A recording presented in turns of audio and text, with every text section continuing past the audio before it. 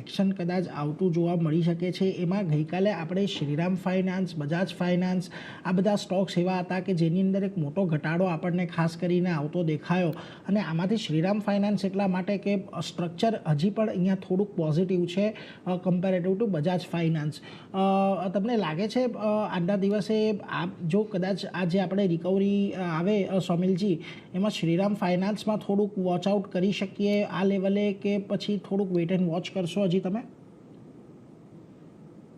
શ્રીરામ ફાઇનાન્સમાં જો એક up trend ચાલી રહ્યો હતો અને લોંગ ટર્મમાં યા મીડિયમ ટર્મમાં હજી પણ મને બહુ વધારે ઇશ્યુઝ નથી દેખાઈ રહ્યા, કેમ કે હાયર ટાઈમ ફ્રેમમાં હજી પણ બ્રોડ કન્સોલિડેશન ચાલી રહ્યું છે. અને જે ઘટાડો આપણે જોઈ રહ્યા છે એ ઘટાડો થોડોક શાર્પ થઈ શકે છે, અહીંયાથી 900 સુધી જઈ શકે છે, યા in fact 200 daily exponential moving average 840 ની આસપાસ છે, તો ત્યાં સુધી આ જઈ શકે છે. અને જે આપણે આખી રેલી જોઈ શ્રીરામ ફાઇનાન્સમાં ફ્રોમ 560 અને 570 ની આસપાસથી ઇન ધ લાસ્ટ 3-4 મહિનામાં, એ આખી રેલી બહુ જ સારી રેલી આપણે જોઈ, ઉપરમાં 1100 સુધી ગયું, એટલે great returns in the last 6 months.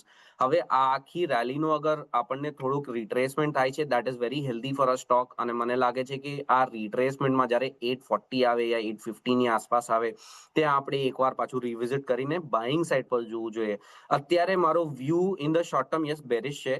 Medium ટર્મમાં મને લાગે છે કે થોડુંક બેરિશ રહેશે, પણ in the long term structure હજી પણ સારું છે, એટલે શોર્ટ ટર્મમાં અને મીડિયમ ટર્મમાં અવોઇડ કરવું જોઈએ.